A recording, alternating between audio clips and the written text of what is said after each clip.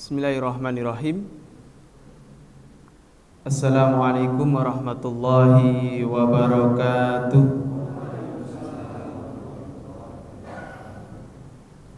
Alhamdulillahi rabbil alamin, wal aqibatu lil muttaqin, wala udwana illa 'alal zalimin. Asyhadu an la ilaha illallah wahdahu la syarika lah, wa asyhadu anna Muhammadan 'abduhu wa rasuluh. Qala Allah ta'ala fi kitabihil karim ba'da an a'udzu billahi minasyaitonir rajim. Bismillahirrahmanirrahim. Ya ayyuhalladzina amanu taqullaha haqqa tuqatih wa la tamutunna illa wa antum muslimun.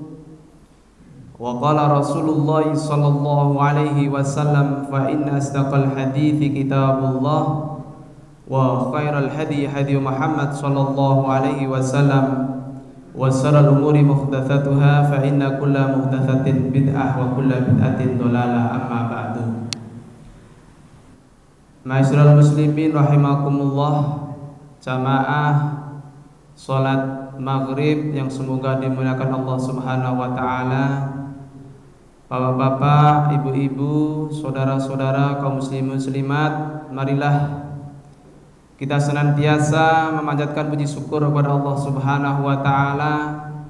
Malam hari ini alhamdulillah Allah Subhanahu wa taala telah melimpahkan rahmatnya, nikmatnya, hidayahnya, sehingga kita bisa melangkahkan kaki kita menuju masjid yang mulia ini, masjid yang kita cintai, dalam rangka melaksanakan kewajiban dari Allah Subhanahu wa taala, baik kewajiban sholat maupun kewajiban thalabul ilm.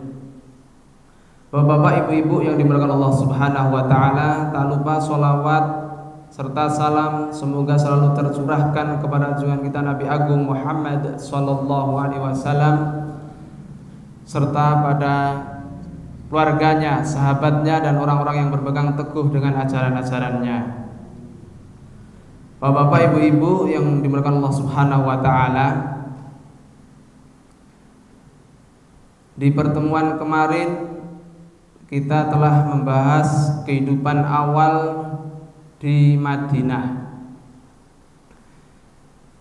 Jadi Rasulullah sallallahu alaihi wasallam di dalam menyebarkan agama Islam 13 tahun di Mekah, yaitu Rasulullah SAW menanamkan pondasi akidah selama 13 tahun. Kemudian periode di Madinah, yaitu selama 10 tahun, beliau membangun sistem pemerintahan Islam, yang mana memang ketika di Mekah itu dipersiapkan pondasinya, akidahnya, sehingga kuat nanti menjalankan sistem yang sudah ditentukan oleh Allah Subhanahu wa taala melalui Rasulnya. Oleh karena itu Rasulullah SAW ketika awal di Madinah, ya, seperti yang kemarin, Rasulullah SAW yang pertama dilakukan oleh Nabi Muhammad SAW adalah membangun masjid, yaitu Masjid Nabawi. Ketika sampai di Kuba pun juga yang pertama kali adalah membangun masjid. Ini membuktikan bahwasannya maju mundurnya kaum muslimin berarti tergantung masjid. Kemudian kuat dan tidaknya kaum muslimin juga masjid sumbernya. Itulah pentingnya masjid. Kuat dan lemahnya kaum muslimin juga dari masjid. Oleh karena itu, kalau kita melihat masjid-masjid sekarang, masjidnya megah, akan tetapi jamaahnya kadang yang rame alhamdulillah cuman maghrib, isya, subuh ya bisa dihitung. Oleh karena itu orang-orang Yahudi kalau sudah melihat masjid-masjid itu subuhnya itu penuh, berarti menunjukkan ini umat Islam kuat. tetapi sekarang bisa kita hitung ya. Tapi insya Allah kalau di Masjid Al-Amin subuhnya insya Allah penuh juga, alhamdulillah. Wanifidin asalullah, kalau di desa saya, di kampung saya, subuhnya paling satu baris sudah alhamdulillah. Apalagi yang musola cuma 3 orang. Itu. Ini yang di Temanggung yang mayoritas banyak agama Islam. Dulu saya di Jawa Timur juga, masya Allah, malah masjid musola itu nggak dipakai, ya, nggak dipakai. Banyak kelamatnya, debunya tebel, ya. Bahkan mungkin banyak tai ayamnya, ya. Wanifidin astagfirullah, inilah fenomena keadaan sekarang. Wanifidin astagfirullah, yang dilakukan oleh Rasulullah SAW adalah yang pertama adalah membangun masjid. Kemudian yang kedua adalah mempersahabatkan muhajirin dan ansor. Kita tahu di pembahasan yang lalu bahwasannya Madinah itu adalah suatu negara, suatu kota yang memang belum siap, ya, belum siap untuk dijadikan negara, ya. Baik dari segi ekonomi, baik dari segi kesehatan. Buktinya ketika Nabi Muhammad SAW pertama datang ke Madinah, kemudian Abu Bakar dan Bilal bin Rabah itu mengalami demam dan luar biasa. Kemudian Nabi Muhammad SAW mendoakannya, ya Allah, hilangkanlah panas, ya, panas di dalam Madinah ini, dan tumbuhkan atau jadikan terasa dingin dengan air. Kemudian cintailah atau jadikanlah kami mencintai Madinah ini seperti mencintai Makkah, dan berkailah yang ada di Madinah ini, baik tanamannya maupun orang-orangnya. Ini membuktikan bahwasannya dari segi kesehatan saja, ya, itu perlu didoakan dulu oleh Nabi Muhammad SAW, sehingga setelah didoakan keamanan ataupun terbebas dari penyakit. Kemudian dari segi ekonomi yang mana mereka kaum Khazraj dan Aus itu setiap tahunnya mesti berperang, ya. Mana mungkin kalau suatu negara setiap tahunnya perang saudara itu akan maju. Nah, kita sudah melihat mungkin saudara-saudara kita kaum muslimin yang ada di Irak, di Syria, ya, yang berperang terus, ya, majunya susah karena memang nggak ada keamanan. Begitu juga dulu ketika kaum Khazraj dan Aus setiap tahunnya itu mereka berperang saudara, ya, kondisi ekonominya pun labil. Oleh karena itu yang dilakukan oleh Rasulullah SAW adalah mempersaudarakan antara kaum muhajirin dan ansor, dan persahabatan ataupun persaudaraan Islam ini yang luar biasa, tidak ada duanya pada zaman itu bahkan sampai sekarang, karena persaudaraan ini sungguh mengungkuli melebihi dari persaudaraan sama kandung, ya, sampai bisa mewarisi, bahkan punya istri 2 ditawarkan, kalau mau 1 silahkan pilih yang mana yang kamu suka saya ceraikan, setelah habis iddahnya maka silahkan dinikahi. Warifidin azakumullah, itulah yang dilakukan oleh Rasulullah SAW ketika sampai di Madinah, ya. Kemarin kan yang dihadapi adalah para sahabatnya, kemudian orang musyrik di luar, dan juga orang Yahudi.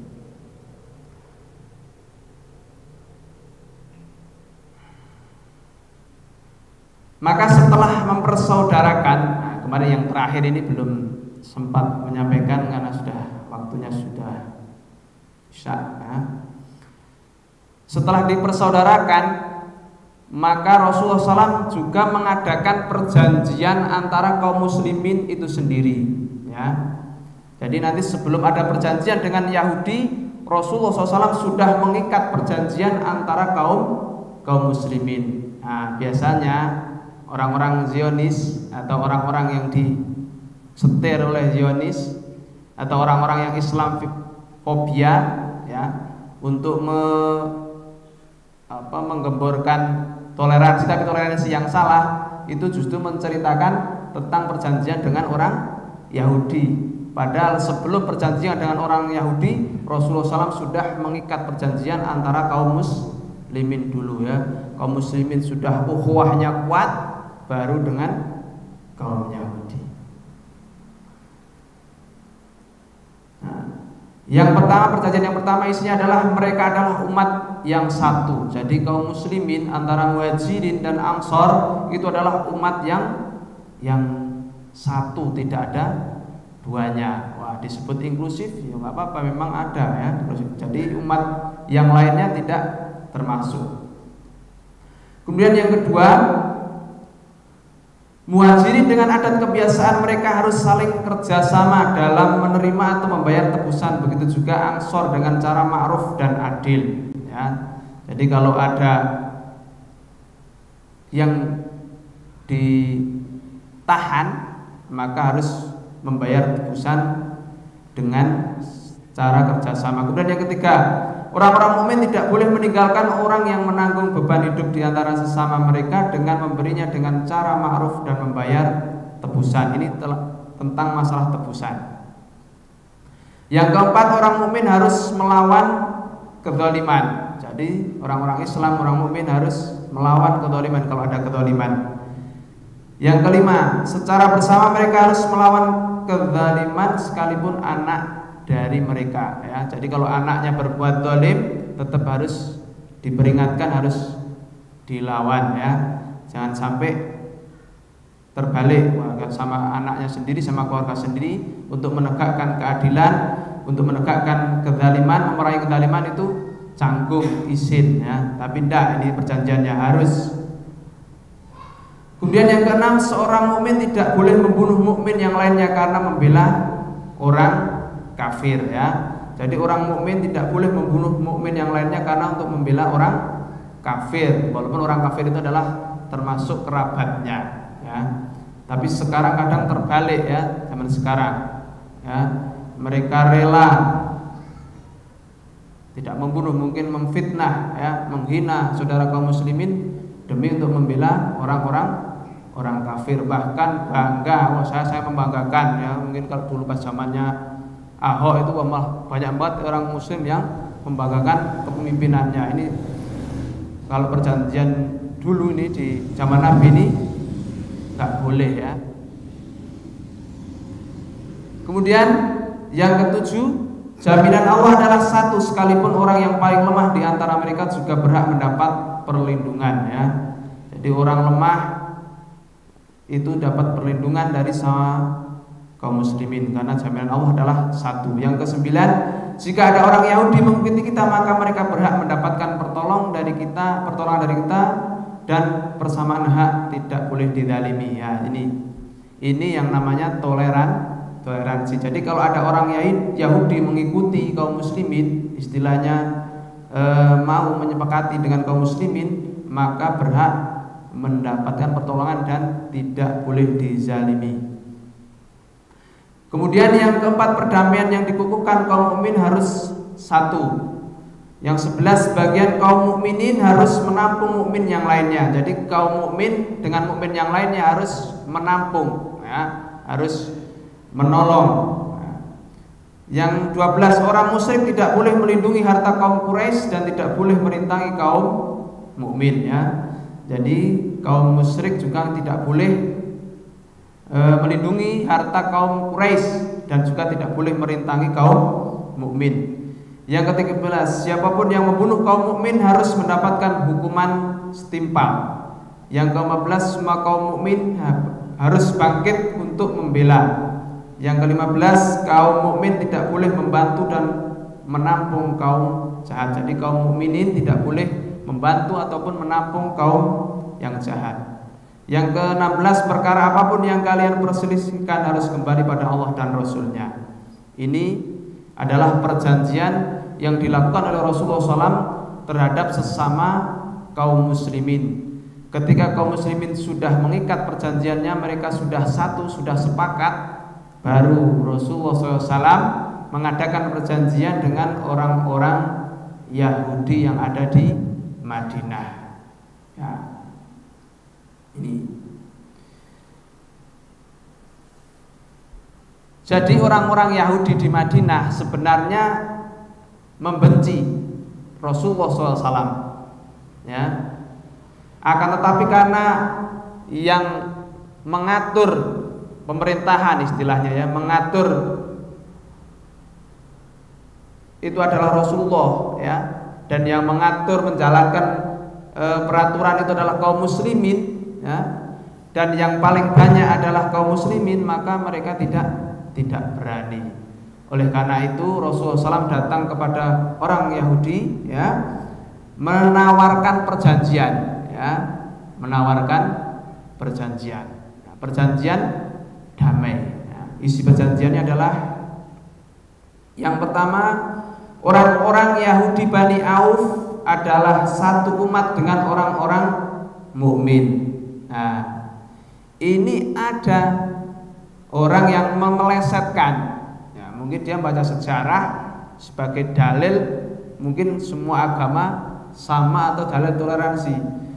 Wah, ini di dalam sejarah mungkin buku ini bahwasannya orang-orang Yahudi Bani Auf adalah satu umat dengan orang mukmin. Setelahnya nggak dibacakan ya. Bagi orang-orang Yahudi agama mereka dan bagi orang Muslim agama mereka ya, maksudnya seperti itu, satu umat, tetapi kalau orang Yahudi ya silahkan menjalankan agamanya orang Yahudi. Kemudian kaum mukminin, kaum muslimin juga agama mereka buat mereka. Nah, termasuk pengikut mereka dan diri mereka sendiri. Hal ini juga berlaku bagi orang-orang Yahudi selain Bani Auf. Jadi orang-orang Yahudi selain Bani Auf juga sama berlaku ya, seperti Bani Qainuqa ya, Bani Quraidah dan Bani Nadir yang di situ, yang orang-orang Yahudi di situ. Kemudian yang kedua, orang-orang Yahudi berkewajiban menanggung nafkah mereka sendiri, begitu pula orang-orang Muslim ya. Jadi orang Yahudi wajib menanggung nafkah orang Yahudi sendiri ya, jangan terus karena negaranya diatur oleh kaum muslimin kemudian tanggungannya minta ditanggung kaum muslimin, tidak, tapi tetap ditanggung sendiri. Kemudian yang ketiga, mereka harus bahu-membahu dalam menghadapi musuh yang hendak membatalkan piagam perjanjian ini ya. Jadi karena mereka itu sudah di Madinah menjadi satu negara, baik itu Yahudi maupun Muslim, maka mereka harus saling bahu-membahu membantu melawan siapa saja yang mau membatalkan perjanjian ini ya. Kemudian yang keempat, mereka harus saling nasihat menasihati dan berbuat bijak dan tidak boleh berbuat jahat. Nah ya. Jadi aslinya itu Islam itu mengajarkan yang baik ya, yang baik ya, yang baik. Ini. Jadi kalau memang mereka itu mau berhidup berdampingan, ini sudah ada caranya ya. Disuruh saling nasihat menasihati, ora oleh walaupun sama orang Yahudi, kamu nek galak karo anake enggak boleh. Itu kan menasihati walaupun dia agamanya lain. Tapi kalau udik-udik agamane itu sih enggak boleh mengganggu. Berbuat bijak dan tidak boleh berbuat jahat. Nah, biasanya ya itu seperti tadi yang saya katakan, orang-orang yang Islamofobia ataupun yang nganu toleransi yang salah itu cuman ini dok, yang diingatnya perjanjian dengan pihak Yahudi yang diantarkan, tidak diceritakan yang tadi perjanjian antara kaum muslimin. Kemudian yang kelima, tidak boleh berbuat jahat terhadap seorang yang sudah terkait dengan perjanjian. Jadi baik Yahudi maupun Muslim yang sudah ada perjanjian dengan ini, maka tidak boleh berbuat jahat. Yang keenam, wajib membantu orang yang dizalimi. Jadi walaupun dari orang kaum muslimin maupun orang Yahudi, kalau ada yang dizalimi, dizalimi, maka harus dibantu. Selanjutnya, Yang ketujuh, orang-orang Yahudi harus seiring berjalan dengan orang mukmin selagi mereka terjun dalam kancah peperangan. Misalnya kalau kota Yatsrib atau Madinah itu diserang oleh kaum Quraisy, ya, maka kaum Yahudi dan orang mukmin juga harus saling dalam kancah peperangan harus saling bahu membahu, ya, tolong menolong, menguatkan. Jangan terus orang Yahudi yo sana mergane sing diserang mergane kamu, ada orang kamu muslimin terus seleleh santai-santai, ndak, tetap juga harus bahu membahu, harus terjun, ikut terjun berperang ketika diserang oleh kaum Quraisy, kaum kafir Quraisy, atau orang-orang yang tidak dalam perjanjian dengan kaum muslimin. Kemudian yang kedelapan, Yatsrib adalah kota yang dianggap suci oleh setiap orang yang menyetujui perjanjian ini, ya. Jadi mereka harus menganggap kota Yatsrib adalah kota yang suci, ya, bagi orang-orang yang menyetujui perjanjian ini. Kemudian yang ke-9, jika terjadi perselisihan di antara orang-orang yang mengakui perjanjian ini, maka tempat kembalinya adalah Allah dan Muhammad SAW, ya. Jadi kalau ada perselisihan yang mereka perdebatkan, ya, baik antara kaum muslimin dengan orang Yahudi, maka tempat kembalinya adalah, keputusannya adalah di tangan Allah dan Rasulnya. Itulah yang dilakukan oleh Rasulullah SAW ketika awal di kota Madinah. Maka membangun masjid, mempersahabatkan kaum muslimin, kemudian perjanjian dengan kaum muslimin sendiri, kemudian perjanjian dengan orang-orang Yahudi, ini merupakan tunas dari sistem yang akan diterapkan oleh Nabi tersebut, ya. Bakalan tunas yang akan diterapkan oleh sistem yang akan diterapkan oleh Nabi Muhammad SAW. Warifidin astagfirullah. Selanjutnya, ya, setelah Rasulullah SAW melakukan perjanjian dengan orang Yahudi, ya, orang-orang Quraisy tidak boleh mendapat perlindungan dan tidak boleh ditolong, ya. Jadi kalau ada orang Quraisy, ya, misalnya melakukan safar dagang ke Syam, ya, maka tidak boleh dilindungi dan tidak boleh ditolong.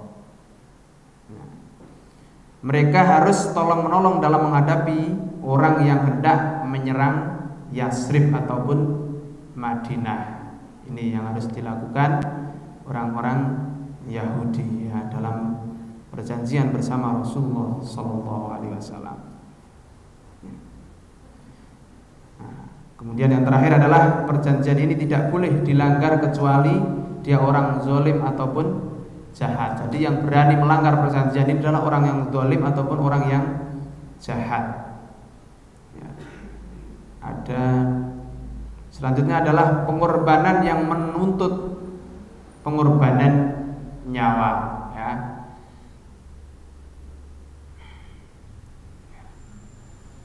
Manfidin astagfirullah. Jadi setelah ada perjanjian ini, ya, tetap orang-orang Quraisy itu tidak rela kalau kaum muhajirin atau orang-orang Islam yang ada di Madinah itu merasa aman, tentram, ya, merasa aman, tentram. Oleh karena itu mereka tetap ingin memerangi kaum muslimin, ya, walaupun sudah pindah di mana Madinah atau di Yatsrib, mereka tetap orang-orang Quraisy ingin memerangi kaum muslimin. Maka apa yang dilakukan oleh kaum Quraisy yaitu memberikan bujukan kepada orang kafir yang ada di, orang musyrik yang ada di Madinah, yaitu kepada Abdullah bin Ubay. Jadi kaum Quraisy ini mengirimkan surat kepada Abdullah bin Ubay, ya, mengirimkan surat kepada Abdullah bin Ubay. Waktu itu Abdullah bin Ubay masih musyrik, ya, nasi musyrik ya, yang isinya adalah bahwasannya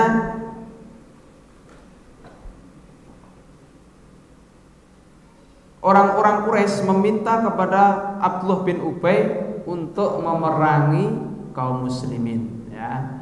Kalau tidak mau maka izinkan kami masuk dan kami akan memporak-porandakan ya. Intinya seperti itu. Wah, kesempatan Abdullah bin Ubay karena merasa kerajaannya dirampas. Dulu kan pernah akan dijadikan ketua atau pemimpin mereka, kemudian datang Nabi Muhammad SAW sehingga tidak jadi dijadikan pemimpin. Maka Abdullah bin Ubay ini merasa, wah ini bagus sekali nih, wah ada kesempatan untuk memerangi kaum muslimin. Karena apa?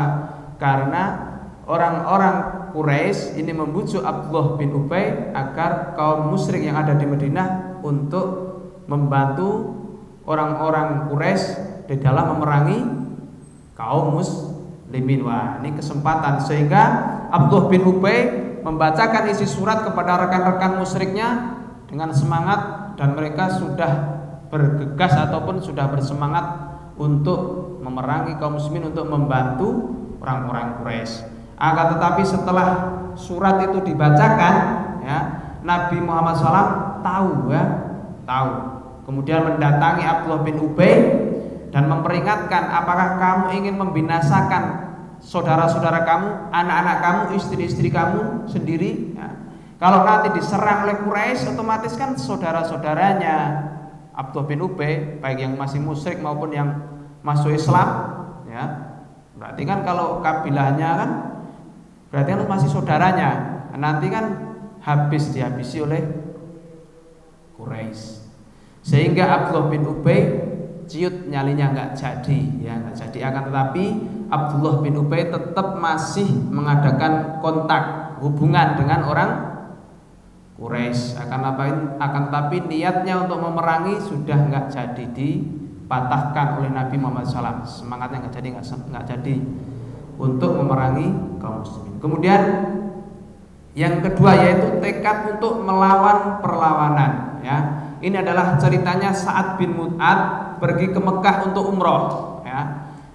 Kemudian Sa'ad bin Mu'ad ini menetap di rumahnya Umayyah bin Khalaf ya. Kemudian Sa'ad bin Mu'ad ini berkata kepada Umayyah bin Khalaf, berilah aku waktu sebentar, siapa tahu aku bisa melakukan tawaf di Ka'bah.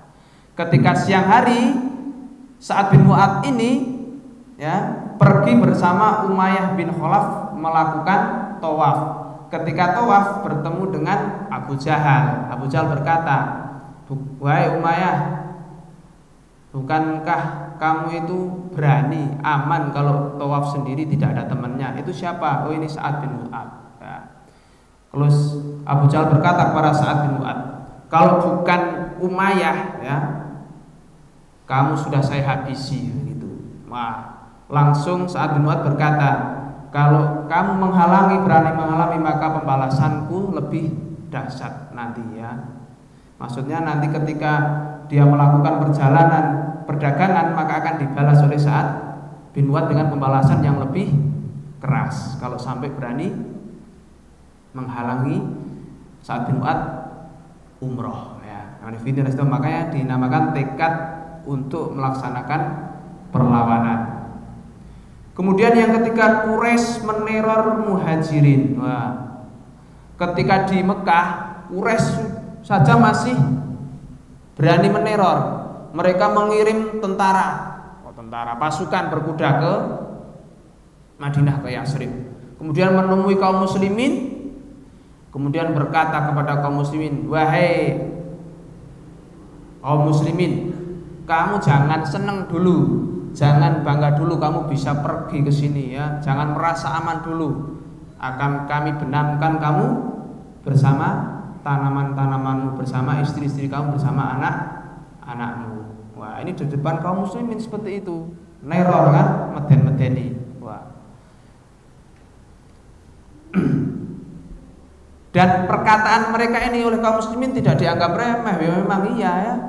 Wong dulu saja ketika hijrah mereka dihalang-halangi, bahkan ada yang disekap ya.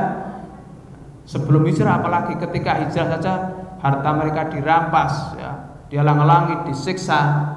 Apalagi sekarang, sekarang sudah hijrah, tetap mereka juga ingin seperti yang dilakukan oleh mereka ketika di Mekah atau ketika hijrah ya.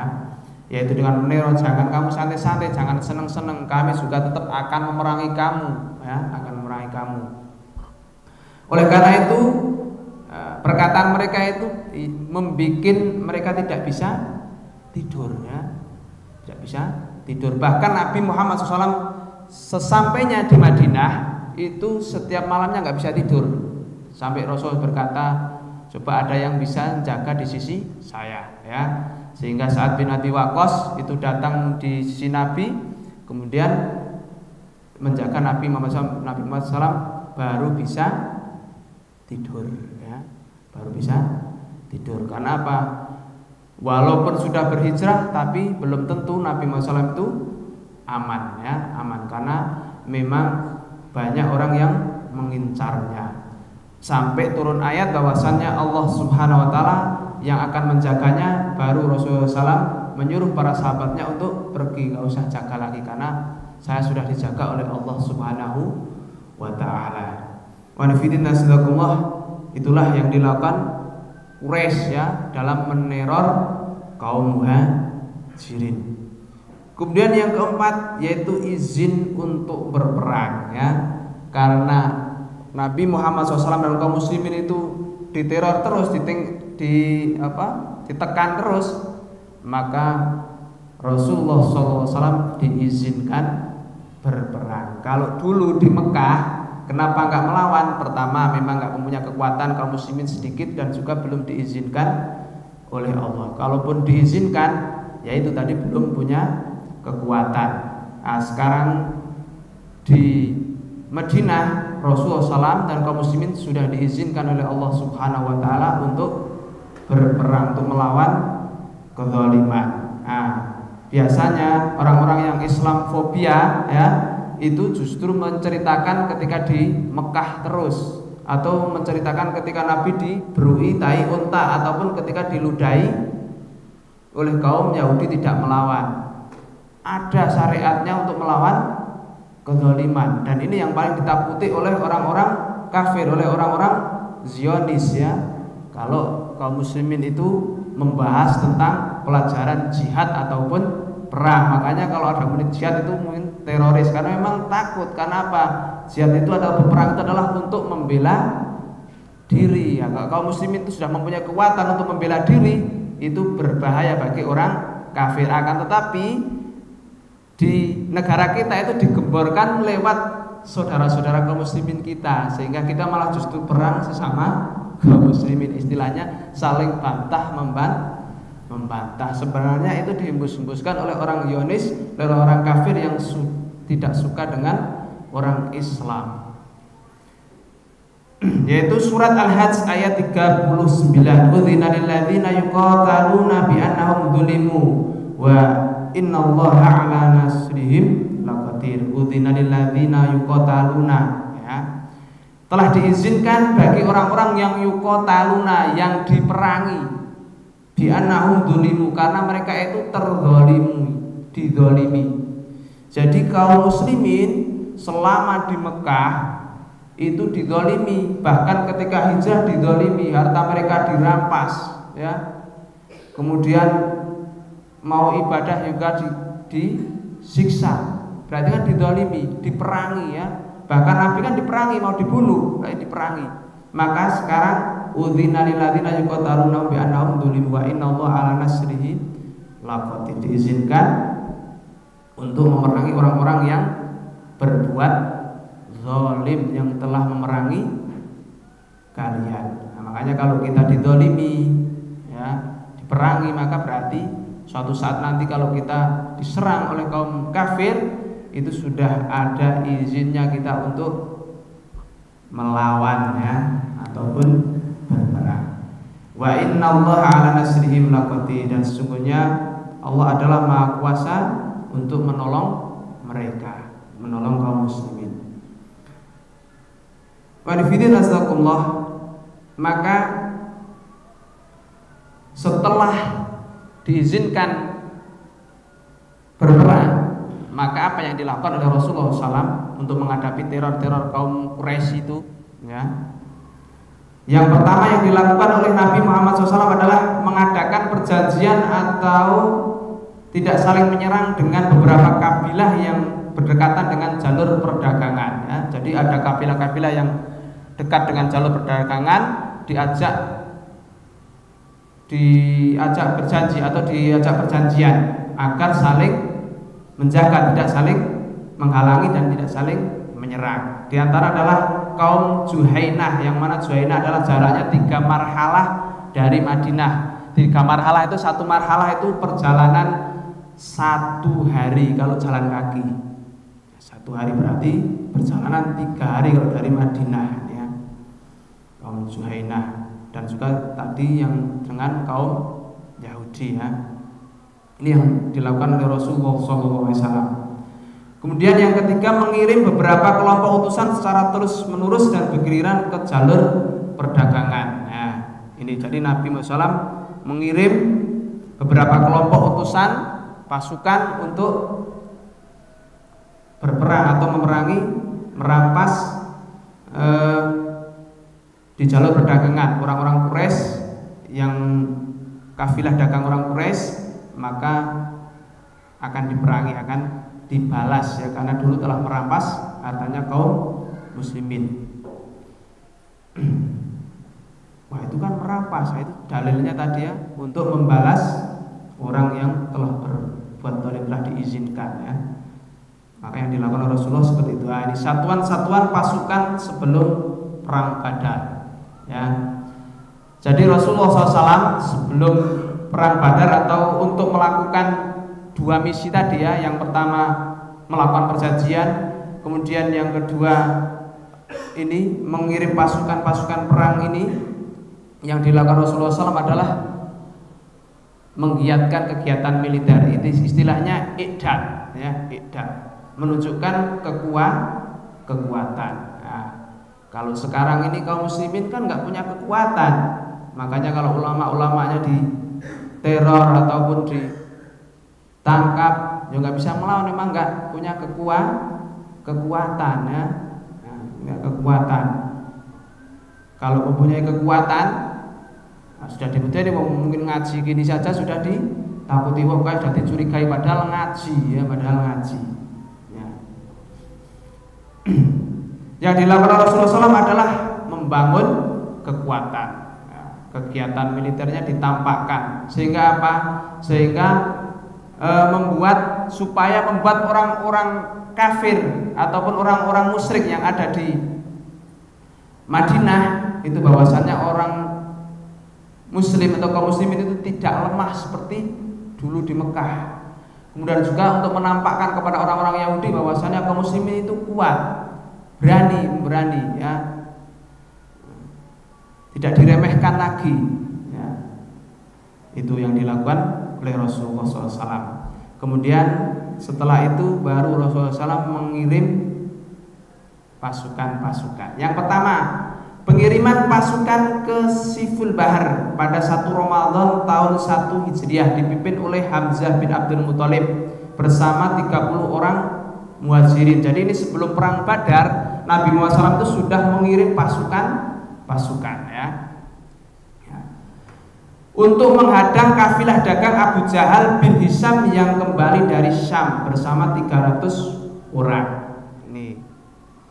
Jadi Rasulullah mengirim Hamzah bin Abdul Muthalib, pamannya, ya, bersama 30 orang muhajirin untuk menghadang kafilah dagang dari Syam yang dipimpin oleh Abu Jahal, kafilah dagangnya, bersama 300 orang, ya. Mereka sudah berhadapan-hadapan, ini tinggal perangnya, akan tetapi tidak jadi berperang karena tiba-tiba muncul Al-Majdi bin Amr Al-Juhani. Al-Majdi bin Amr Al-Juhani adalah mempunyai perjanjian di antara keduanya, sehingga mereka yang melerai, ya, mendamaikan, karena Al-Majdi ini punya perjanjian dengan kaum muslimin dan juga punya perjanjian dengan kaum Quraisy. Oleh karena itu dilerai, nggak jadi berperang ya. Pengiriman pasukan ke Siful Bahar ini benderanya berwarna putih ya, dipegang atau dibawa oleh Marsad Kanas bin Hisan al-Ghanwi. Ini pengiriman yang pertama. Kemudian pengiriman yang kedua yaitu satuan pasukan Rabi' pada tanggal 1 Syawal 1 Hijriah. Rasulullah SAW mengirimkan Ubaidah bin Haris bin Abdul Muthalib bersama 60 muhajirin hingga berpapasan dengan Abu Sufyan yang membawa 200 orang di lembah Rabi' ya. Ini ya.